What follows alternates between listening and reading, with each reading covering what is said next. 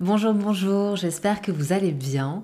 Alors aujourd'hui, j'avais envie de vous parler de la rencontre avec mon mari qui était assez extraordinaire, qui ferait un bon film, donc je me suis dit que ça ferait un bon épisode de podcast. Alors tout a commencé en 2008 où je partais aux États-Unis pour aller rejoindre deux de mes amis. J'avais 20 ans exactement. Et à cette époque-là, je faisais beaucoup la fête, je buvais de l'alcool, alors que j'en bois plus depuis 15 ans, peut-être que tu as entendu mon podcast là-dessus. Mais à cette époque-là, voilà, j'étais vraiment dans l'insouciance de la vingtaine et j'allais rejoindre des amis qui étaient déjà là-bas, qui étaient déjà aux États-Unis. Mais je prends l'avion toute seule, j'arrive à San Francisco toute seule et je devais les attendre là-bas.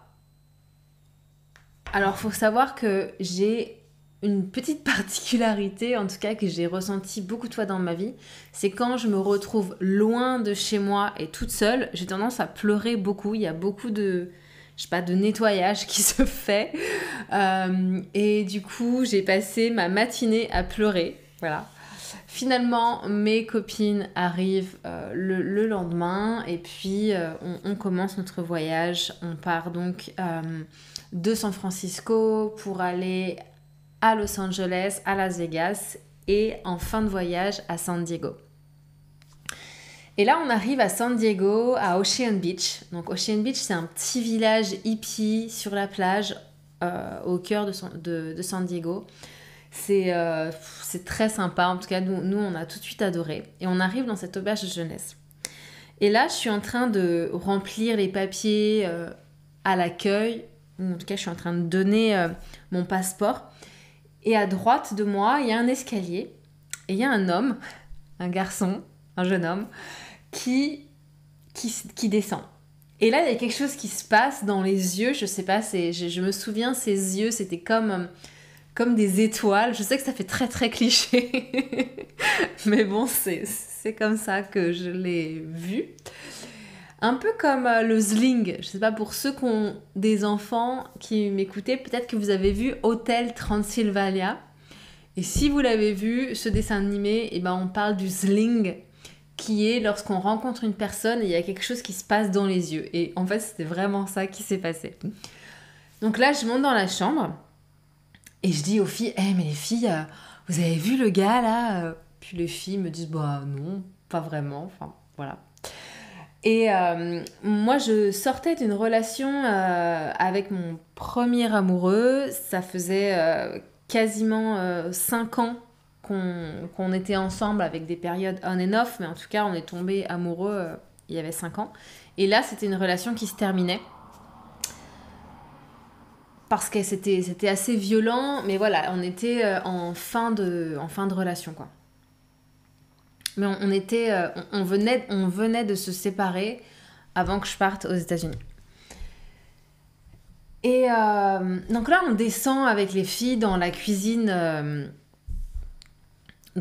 commune, et on voit ce garçon avec un copain à lui. Et du coup, on s'installe à leur table. Hein, voilà, on avait 20 ans. On était très, spontané et pas de blocage à aller vers les gens, etc. Et donc là, on commence à s'installer et puis on commence à discuter. Moi, enfin, à discuter, je mets des gros guillemets parce que moi, à cette époque-là, je parlais pas anglais.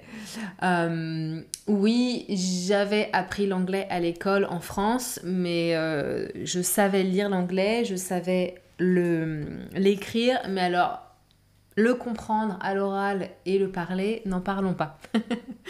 Donc j'écoutais d'une oreille, sachant que mes copines, moi, elles étaient très fortes en anglais. Il y en a une qui venait de passer 1 an aux États-Unis. L'autre qui était déjà bilingue, donc même elle parle 4 langues il me semble, donc c'était voilà. C'était moi qui étais toujours en train de demander qu'est-ce qu'ils ont dit. Et donc on passe 3 jours avec mes copines dans cette auberge de jeunesse. Et je sens que ce garçon ne me rend pas indifférente, mais je n'ose pas du tout. Les filles sont là en train de me dire, mais vas-y, mais qu'est-ce que t'attends? On voit qu'il est intéressé par toi. Oui, on était des ados à 20 ans. Hein. Et moi, je suis là, mais non, mais n'importe quoi, les filles. Je suis en déni complet, voilà. Et pour la petite anecdote, là-bas, à San Diego, il y avait des grosses vagues et on est allé se baigner à un moment donné et je n'arrivais plus à revenir. Vraiment, c'était très difficile. Et mon ami non plus. Et du coup, donc Vladimir, le nom de ce garçon, est venu nous sauver, vraiment. Donc il est allé la ramasser, la ramener sur la plage et moi pareil. Voilà, c'est la petite anecdote. Il nous a sauvé la vie quand même. Détail quand même important, parce que sinon il n'y aurait pas de suite de l'histoire, je suppose. Bref, donc mes amis partaient. Donc ça faisait 3 jours qu'on y était, elles partaient. Et en fait, moi, j'avais décidé de ne pas partir avec elles parce que j'avais plus de temps.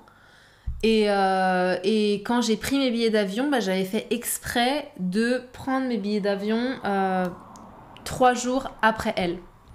Parce que pour moi, ça me semblait trop court, entre guillemets. Ça faisait déjà 3 semaines, mais j'avais plus de temps. Donc, ouais, j'avais pas du tout eu peur que de retourner toute seule en France. Donc on amène les filles à l'aéroport avec Vladimir qui avait une voiture. Et en fait, le soir même, on se met ensemble. Voilà, en gros, il y avait un bonfire sur la plage, donc un feu de camp sur la plage. Voilà, la magie du feu, la magie des étoiles. Peut-être aussi la weed, hein, pour être honnête. Et voilà, et on se met ensemble, en tout cas, on s'embrasse, etc. Mais pour moi, c'était... Enfin voilà, je partais dans 2 jours. J'avais quitté mon amoureux juste avant. J'avais encore des sentiments pour lui. Pour moi, c'était compliqué en fait. Et donc après 3 jours, il m'amène à l'aéroport. Et là, il me dit, est-ce que tu crois qu'on va se revoir? Et là, je le regarde, je fais, I don't think so. Je pense pas. Et... en fait, c'était juste, j'avais pas envie de me faire du mal. Voilà, il est russe, je suis française, on s'est rencontrés aux États-Unis. Avoir une relation à longue distance, non. Ça me semblait trop compliqué, donc j'étais vraiment honnête et je lui dis, non, je pense pas qu'on va se voir, je pense pas qu'on va se revoir un jour, quoi. Enfin, il y a peu de chance. If only I knew. Si seulement j'avais su. Et donc je repars chez moi et à peine rentrée, donc là on était en novembre je pense, je décide de partir à Londres pour apprendre l'anglais.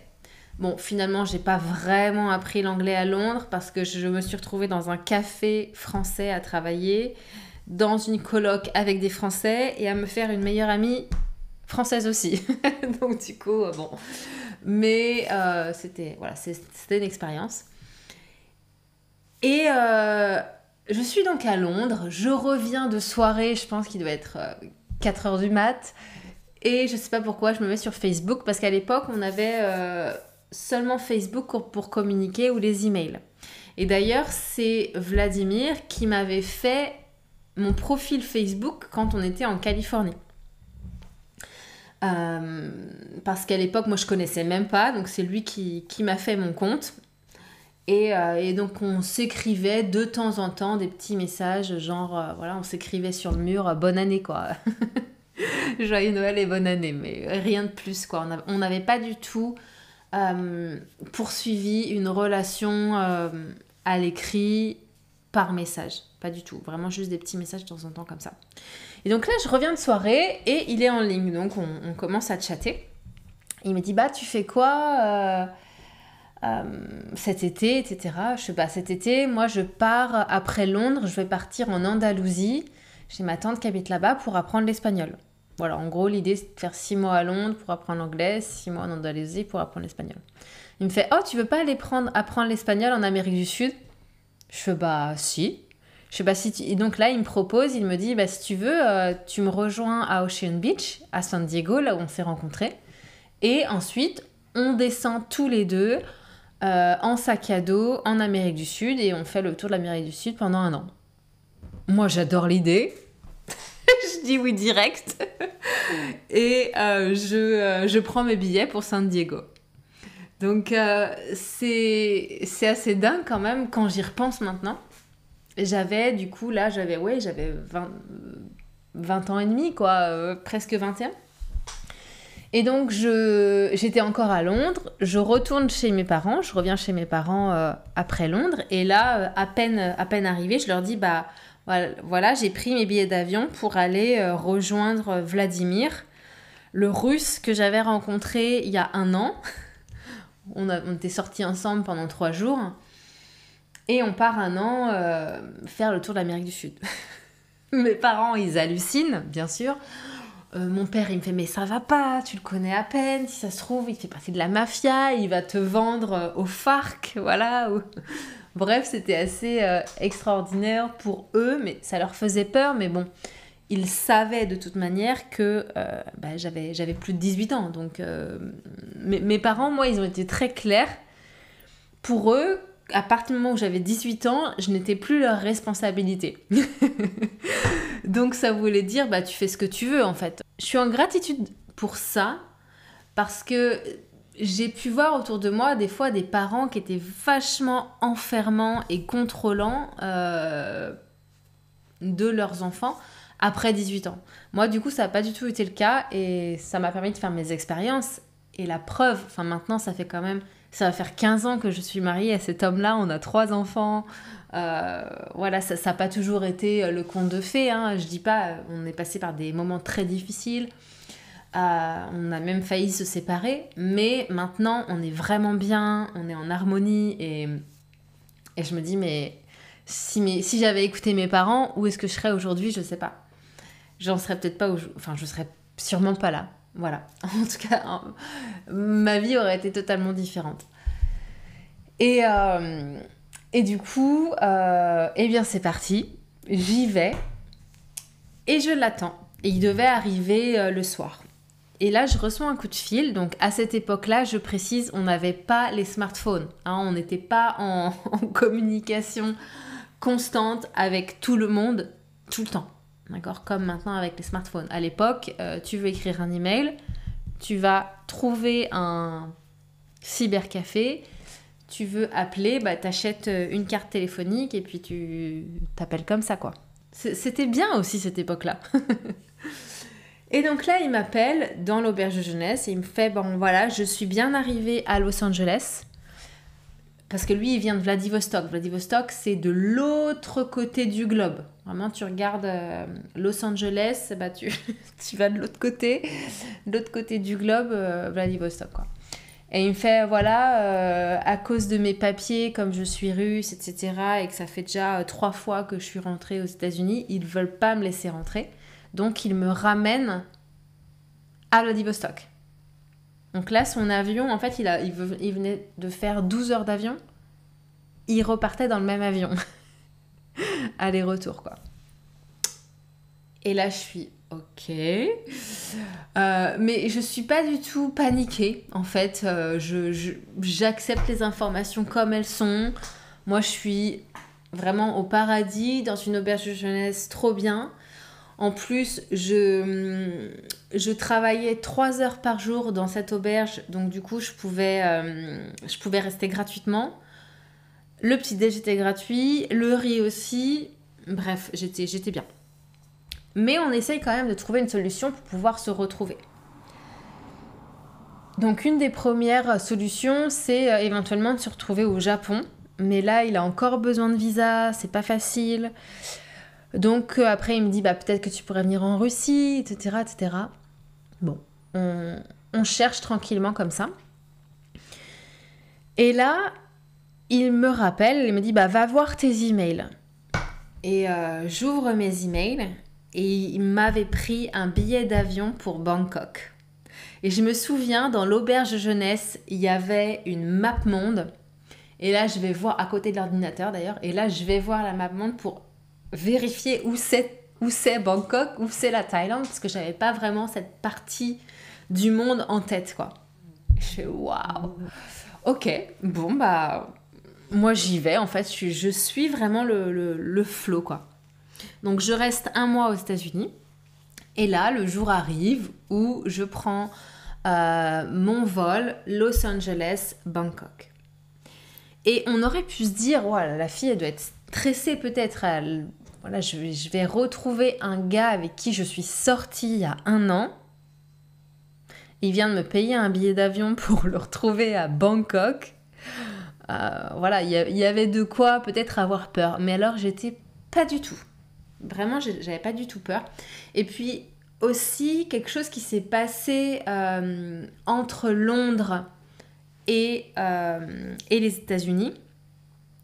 Donc, juste après mon parcours, mon voyage à Londres, j'ai eu un éveil, on peut appeler ça un éveil spirituel, mais j'ai commencé un livre de yoga qui s'appelle Les 7 lois spirituelles du yoga, que j'ai trouvé complètement par hasard à la Fnac, que j'ai pris avec moi et que j'ai ouvert. Et quand j'ai commencé à le lire, il y a vraiment quelque chose qui s'est transformé en moi, ou en tout cas qui s'est dévoilé, qui s'est réveillé.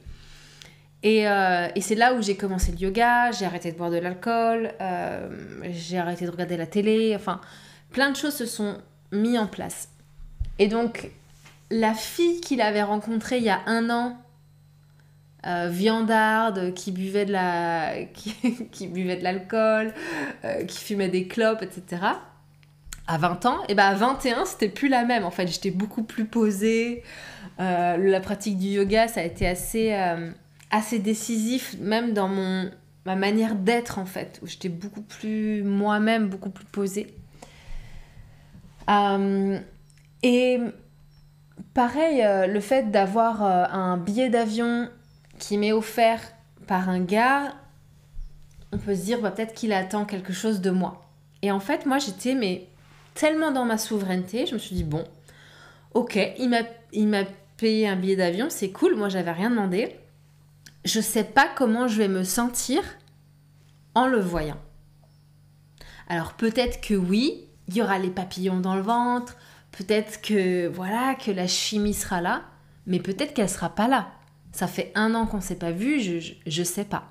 Et donc j'étais vraiment en paix totale avec ça, c'est-à-dire que si la chimie est là, trop cool, mais si elle est pas là, je vais pas me forcer de passer du temps avec lui si je le sens pas.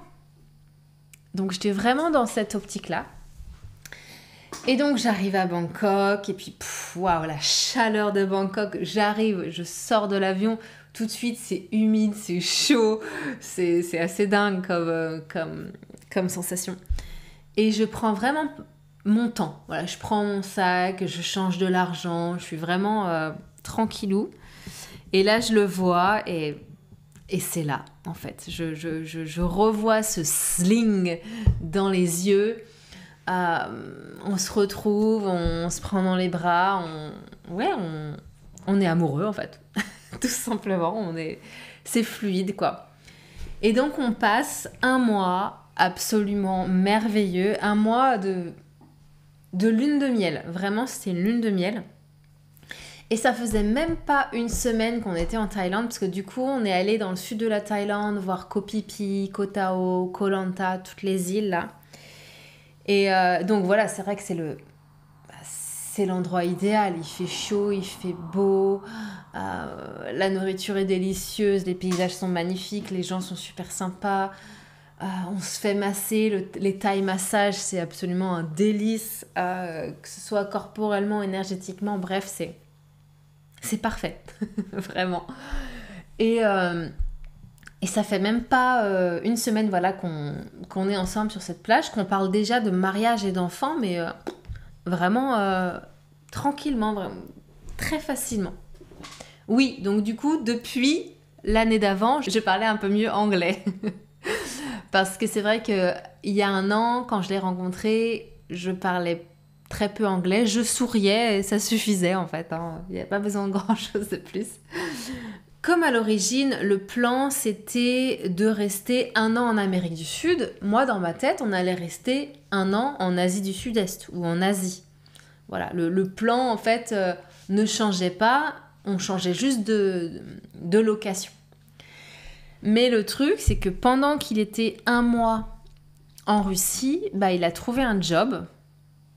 Et en plus, il a dû payer son retour Los Angeles à Vladivostok. Et du coup, financièrement aussi, il avait besoin de ce job, quoi.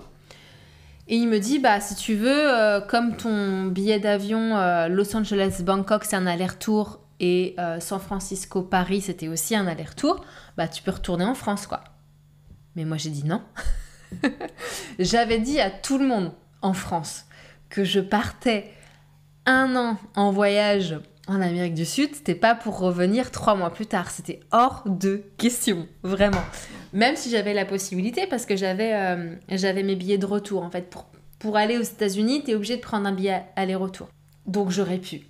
Mais moi, c'était hors de question. Donc je lui ai dit, t'inquiète pas, repars en Russie, parce que lui, il avait son billet d'aller-retour 1 mois après. Repars en Russie, moi, je vais continuer mon petit voyage et je te rejoins en bus. Parce que, petite précision, c'est qu'à cette époque-là, j'avais décidé de ne plus prendre l'avion de ma vie parce que, par rapport à l'écologie, en fait. Donc, j'avais fait mon dernier voyage en avion Los Angeles-Bangkok. Et ensuite, à partir de Bangkok, je ne voulais plus prendre l'avion. Donc je lui ai dit, remonte en Russie et puis je te rejoins. Et donc là, je suis restée du coup 1 mois de plus en Thaïlande. Ensuite, je suis remontée tranquillement. Je suis restée 1 mois au Laos, 1 mois en Chine. Et je suis arrivée en plein hiver, je crois le 10 janvier 2010, à Vladivostok. Donc il y avait de la neige partout, la mer était gelée. Voilà, c'était moi qui avais toujours rêvé de vivre sur une île tropicale. Je me retrouvais en plein hiver en Russie. Voilà, qu'est-ce qu'on ferait pas pour l'amour? Et du coup, on s'est retrouvés là. Directement, on est allé chez sa grand-mère qui nous a accueillis, puis le lendemain chez ses parents. Et voilà, et c'était le début d'une aventure de vie. À cette époque-là, je pouvais rester seulement qu'1 mois en Russie parce que j'avais un visa touristique. Et donc du coup, j'avais 2 solutions qui s'offraient à moi. Soit je repartais en France avec l'argent qui me restait. Il me restait à peu près 1 000 euros. Donc c'était assez à l'époque pour repartir en France. Ou bien je payais une école, une université russe pour avoir un visa étudiant russe et pour pouvoir rester plus longtemps. Mais du coup, après, j'avais plus d'argent. Et en fait, on a choisi la deuxième option. C'est-à-dire que j'ai payé cette école russe et ensuite, par contre, j'avais plus d'argent pour subvenir à mes besoins. Mais en fait, la question de l'argent n'a jamais été soulevée. Pour Vladimir, c'était tout simplement normal que de contribuer à même pas contribuer, carrément subvenir à mes besoins. Donc c'est lui qui payait l'appartement, qui payait la nourriture, les restos, tout. Et ça s'est fait naturellement en fait. Et enfin, donc je suis restée 6 mois. Ensuite, on a pris le transsibérien ensemble pour aller jusqu'à Moscou, Saint-Pétersbourg. Et ensuite, je suis passée en bus par les pays scandinaves pour rejoindre ensuite la France. En bus et en train. Donc c'était un super voyage. Et en tout, je suis partie 13 mois du coup. Mon premier grand voyage. Et en repensant à tout ça, je me dis, mais si j'avais écouté mon mental, si j'avais écouté la peur, les projections de peur de mon entourage, etc., j'aurais jamais vécu ça. Et finalement, je me dis que dire oui à l'élan du cœur, ça suffit. C'est une de mes qualités, si je puis dire, en tout cas, de ce qui fait en fait que ma vie n'est pas ennuyante et que j'aime ma vie en fait justement, c'est que j'ai suivi mes élans de cœur à chaque instant. Donc parfois ça a été des élans comme ça où il y a eu de superbes choses qui se sont passées. Parfois le fait de suivre les élans de mon cœur, ça a pu être plus compliqué aussi. Mais c'est la vie en fait, c'est la vie. Et je me dis que si j'avais voulu contrôler quoi que ce soit, j'aurais pas pu vivre toute cette beauté. Et donc, cette confiance en la vie est née en fait de cet abandon au mystère. Vraiment d'être dans l'instant présent, encore et encore. Et en fait, de me rattacher seulement à l'instant présent. Et quand je fais cette rétrospective, je me dis, mais waouh, si j'avais voulu contrôler le futur, si j'avais voulu en fait mettre du contrôle dans cette histoire-là, ça se serait pas passé comme ça. Ça a été vraiment que du lâcher-prise sur du lâcher-prise, mais intuitif. Et je pense que c'est grâce aussi à l'éducation que j'ai eue, justement, que mes parents m'ont pas projeté leur peur. Enfin, même s'ils m'ont quand même exprimé un peu leur peur, ils l'ont exprimé, mais ils m'ont laissé faire mes choix, en fait. Ils m'ont pas rabâché, ils n'ont pas essayé de me manipuler avec de la peur pour que je n'y aille pas. Vous voyez ? Ils ont exprimé, mais voilà. Et je pense vraiment que ça a pu m'aider à avoir cette facilité à écouter mon cœur et à me laisser porter par la vie. Et ça me fait penser à ce concept de main character energy. Donc c'est l'énergie du personnage principal. Ici, comme je vous disais en début de podcast, ça pourrait faire une histoire d'un film et après il s'en est passé d'autres choses après. Je vous raconte pas tout, mais voilà. Parce que j'ai vécu vraiment comme, et je vis encore comme le personnage principal de mon histoire. En suivant mes élans. Et je pense que si on a eu une enfance où on a justement été coupé de nos élans, où on a été manipulé ou contrôlé, eh bien on passe à côté de tellement de belles choses qu'on ne peut même pas réaliser en fait tout ce qui peut nous passer à côté quand on reste toujours dans le connu, le contrôle et qu'on se force en fait à aller sur un chemin ou à aller dans une direction alors que le vent en fait pourrait nous amener ailleurs, quoi. Voilà. Merci de m'avoir écouté. J'espère que ça vous aura plu. N'hésitez pas à laisser un petit commentaire si le cœur vous en dit. Je vous dis à bientôt. Bye bye.